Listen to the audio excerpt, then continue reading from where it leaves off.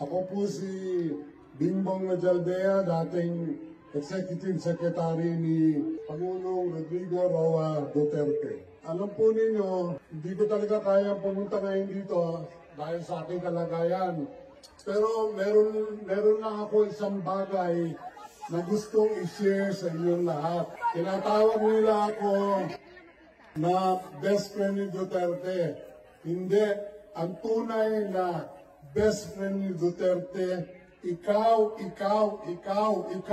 kayo.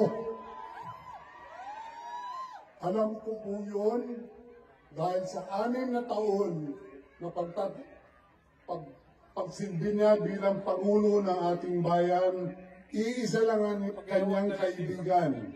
Ang kaibigan niya ay ang taong Pilipino. Kayo. Mahal niya kayo. Isa lang ang hihiling ko. Pagdasal nyo lang siya at suportahan natin itong laban na ito na dapat kung kailangan may hustisya, dapat ibigay sa ating bayan. Yun lang po. Maraming salamat sa inyong lahat at sabay-sabay tayo pagdasal si Pangulong Duterte. Salamat po. Duterte.